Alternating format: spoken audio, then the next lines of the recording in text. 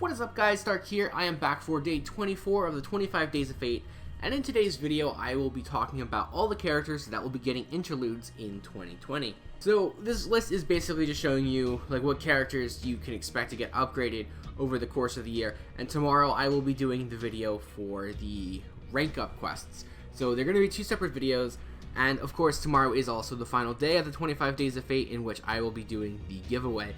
So, definitely make sure you attend this stream for that. Anyway, though, we're going to go ahead and talk about this. There are a few characters that do get upgrades, and I'll talk about those a little bit more in depth. But for now, I'm just going to go ahead and talk about all the characters that get story upgrades. So, for completing this interlude, you get Saint Quartz instead of, like, skill upgrades or Noble Phantasm upgrades. But I feel like I should just mention them anyway. So, first up is going to be Ishtar and Gilgamesh. Now, both of these should be projected to get them sometime this year, but they haven't actually gotten them yet, so I'm not really going to skip over them. I'm just going to include them, throw them in there anyway. Outside of that, though, we do have Enkidu, Drake, Ozzy, Suzuka Gozen, Joan of Arc, Abigail Williams, the Assassin of the Nightless City, the Caster of Okeanos, Mordred, Kukulkan Altar, the Assassin of Paraiso, Berserker of El Dorado, Kato Danzo, and Hozoin Inchun. Those are all characters that are expected to get their interlude upgrades for their story in 2020. So now let's go and jump into the actual characters that will get either skill upgrades or Noble Phantasm upgrades. So first up is going to be Angra Mainyu. So I'm going to talk about their original skill, and then I'll talk about what changes on the upgrade. So his skill in question is going to be the Annihilation Wish A. This will increase quick card effectiveness every turn for 5 turns, and it will like gain each turn, and then after 5 turns he will kill himself. So this is a really good skill, although it being on Angra is kind of a waste because he doesn't do a whole heck of a lot of damage as a really weak servant. But it is a 200% increase on the 5th turn at level 10, so that's nothing to sneeze at. It is on a 10 turn charge time, 8 at max level, which with this current variation of the skill is really pointless because he'll kill himself. There are ways to get around it, but for the most part, once you use it, you're going to die after 5 turns if you don't die before then, because he's not that strong. His upgrade, though, will actually see himself get a pretty nice upgrade to it. Now, the overall base damage of the skill stays the same, but the cooldown actually goes down to 7 turns at max charge time, and he will also gain an additional effect, which will apply Guts to himself 1 time over the course of 6 turns, and he will revive with 50% HP. The good thing about this is it can survive his skill, so if he kills himself, he can come back with his Guts, and it can also stack with other Gut skills as well. So that's really nice because if you do die before it, then you're going to revive, and then when the skill goes off, he's going to kill himself anyway. So this is a really good way to counteract that, and it actually makes the skill worth using. Next up, we have Brynhild. The skill in question for her is going to be the Hero's Assistant C. This will increase her critical star gather rate for 3 turns, as well as recover HP for that ally. So this is going to be a pretty good skill overall, honestly, the way it is now. Being able to get a 600% increase to your critical star gather rate for an ally, as well as healing them by up to 3000 HP at level 10 on a 5-turn charge time. That's a pretty good skill, honestly. So you didn't really need too much else to go for that one, but the buff it gets is actually really nice. And that will see yourself get an increase to your critical star strength for 3 turns for that same ally, and this will be a 40% increase at level 10. So obviously the skill is really good to begin with, and you'll be able to get a lot of stars with whatever ally you use this on, being able to get that increase to your critical star gather rate. Having a 40% increase to your critical strength as well for 3 turns is going to make this character do a ton of damage. And having Brynhild as an ally for some sort of crit support is going to be really, really, really huge. Next up, we have the Caster of the Nightless City, and the skill in question for her is going to be the Anti-Hero A. This will apply Guts to herself for 1 time over the course of 5 turns, and this will also be able to decrease the attack of a single king enemy for 1 turn. So being able to revive with 3000 HP is pretty nice, and the decrease on the attack is 50%, which is huge. And it is on a 6-turn charge time, which isn't bad, but the problem is the fact that it only works on king enemies. If you're going against a king type enemy, fantastic, but if not, this is basically just a gut skill on a 6-turn charge time. So, it's kind of a mediocre skill, but definitely usable in the right situations. Like if you're going against a king type enemy, a 50% decrease to that enemy's attack is going to be really good.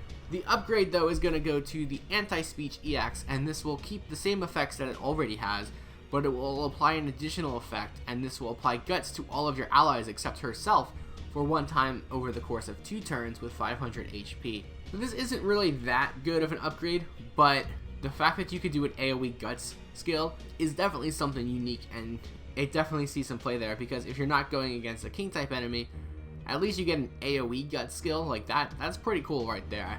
Next up we have Passion Lip.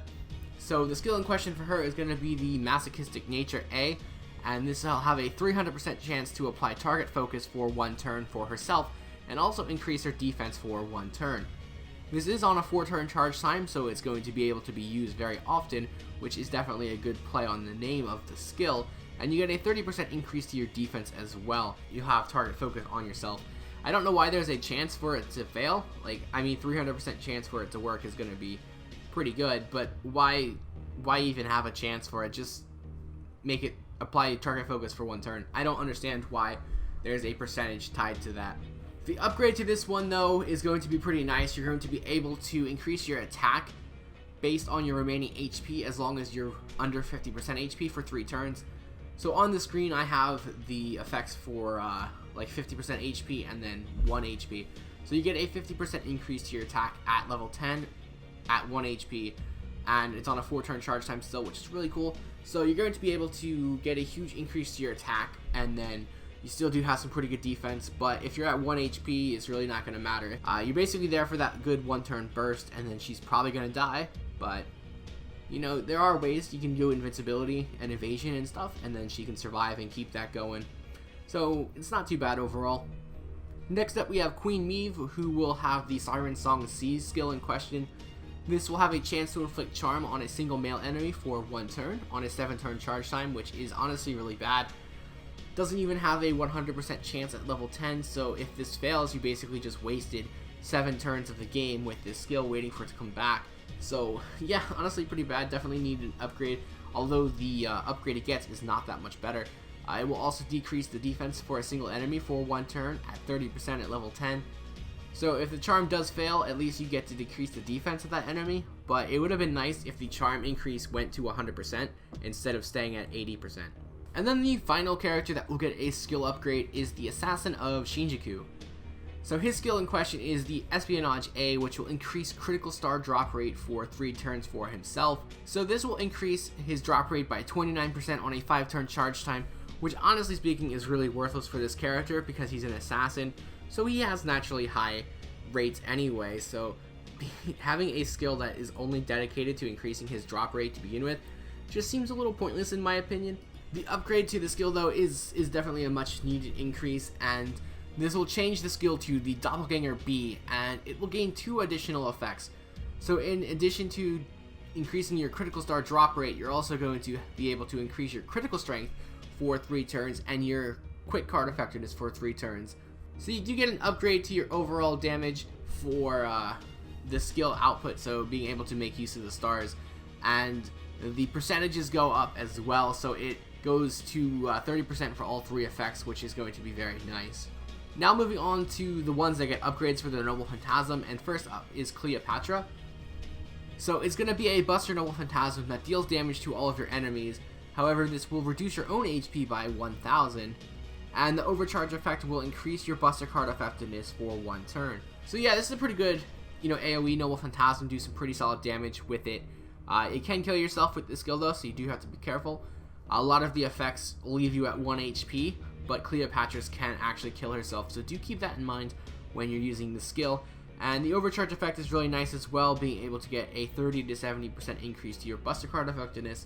So that will obviously make the overall damage you deal a little bit better for that turn. The upgrade to her Noble Phantasm will see her get a new effect that will inflict a nullified buff to all enemies for 1 time over the course of 3 turns. So this is a pretty good upgrade, being able to stop the enemy from buffing themselves if they do manage to survive. So anytime you can stop the enemy team from buffing themselves is always going to be a huge upgrade on the Noble Phantasm.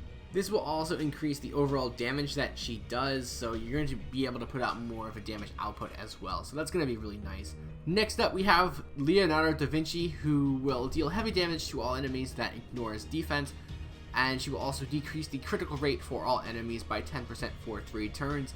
And for her overcharge effect, she will increase your Noble Phantasm strength for 1 turn.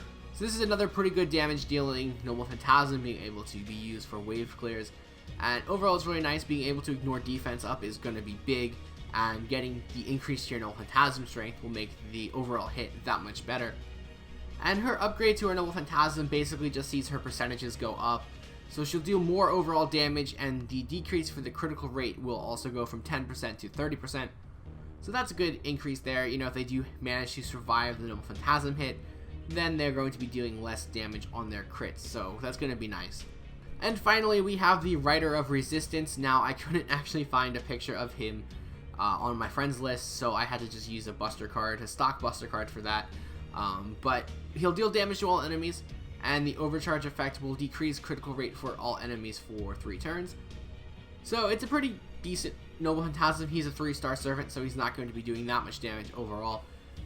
But really, it's just a basic AoE Noble Phantasm, and the upgrade really doesn't change that. It just increases your overall percentages, so you'll get an increase to your damage, and you'll get an increase to the decrease for critical rate of all enemies for 3 turns. It's a pretty sizable upgrade, but overall it's still really just going to do the same thing, just a little bit of damage and a decrease to the critical rate. So that's it, guys. Those are the interludes for 2020 that we were projected to get anyway. Things could always change and we can get different ones, but usually we're going to stick with the same path that Japan went with. Like I said, tomorrow I'll be doing the videos for the rank ups, which you usually see a little bit more depth as far as characters go. I mean, this one only had, I think, 9 characters to talk about. So tomorrow's video should have quite a few more characters. But yeah, that's tomorrow. This is it for today. So if you did like the video, feel free to like, comment, and subscribe. And as always, I have the links below to my Twitter, Twitch, Patreon, and Discord, so feel free to check those out. And today is the last day to enter the 25 Days of Fate Christmas giveaway. So if you haven't done that, make sure you go ahead and do that as soon as you can, because stream is tomorrow. So I'll be streaming the event tomorrow, and at 4 p.m. Eastern Time, I will be doing the giveaway, so make sure you're there for that. And hopefully you guys have a good Christmas, and you get everything you want, and hopefully just have a good time with your family. So thanks for watching, and I will see you tomorrow.